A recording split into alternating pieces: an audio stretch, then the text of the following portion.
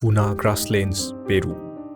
Mafamsida asang aman yamna tangna ui. Mafamsida yareta kouwa lei satpa pambi ama hawi.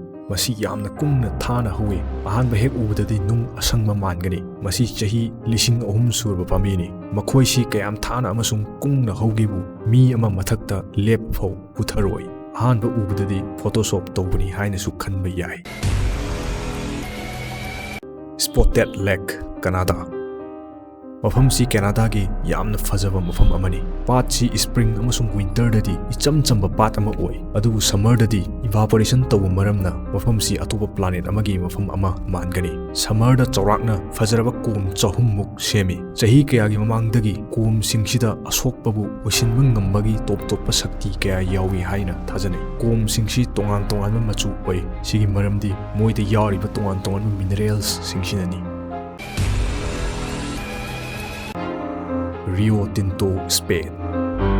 Chahi lising manga henbagi mamangdagi Red River si mines singna haibadi copper, silver, gold amasung atoppa mineral singna question duna lerakli mayam sina maram oiragani turel si angang machu oiribasi chahi kayagi mamangdagi mi kaya mafam sida mining torami mineral sing si loidriba phawba sigi matung dedi mafam si itak takhi 18th century da mukka hanna mafam si discover tawki turel si yamna pukning chingchiningai ni adubu yamna su khudong thiningai oi maramdi turel si yam ka hena acidic oi turel si da leiriba bacteria singna isingi fibam si solar system gi atopum phomda leiba fibam ga manna thammi khudam oina Jupiter gi tha Europa su leimai gi makhada chawrba acidic ocean ama lei maduda leiriba fibam tumak turel si da leiramba yai haina thajari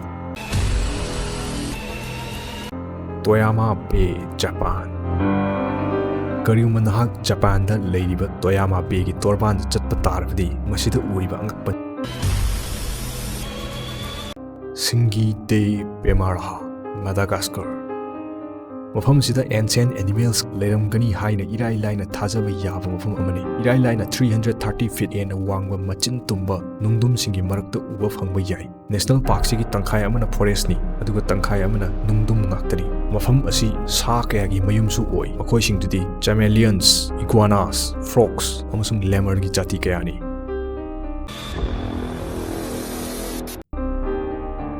Atoppa, Scotland, UK.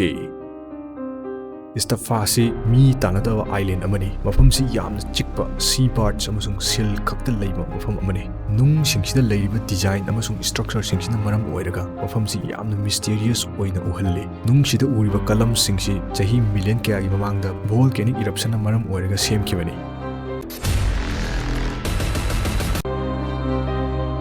Wulingyuan Scenic Area, Jiangxi, China. Mafam si pukning huna fazaba mafam amani mafam sida sandstone pillar 3000 hen lei khara amadi state building gumba animuk wange kyam wange bu makhoi gi haurpham phau wa phangdi lechilna thana khankhibana Baikal Lake, Russia.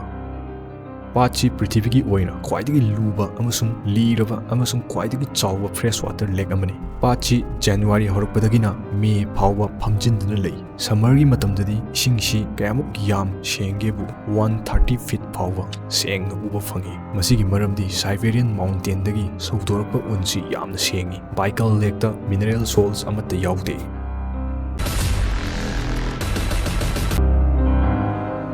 Eye of Sahara Masigi geologic formation si laimai da leijingai tadi uba phangoi masina maram oraga satellite leitriba phawba structure si discover tawna leraki matam kharagi mamangdadi UFO ama laklaga crash toromba yai haina thajanarami adubu thijinbagi matung ina mafam si Prithibigi laimai da masa matomta semjakhibani haiba khanglakhi geologists ki matung ina eye formation ji chahi million chamagi mamangdagi supercontinent Pangea dagi plate tectonic sing chathokpana maram oraga semba haurakibani molten rocks sing sum pasilakpadagi dome ama semki chahi kayagi matungda volcanic activity amasung erosion na maram oiraga Eye of Sahara semki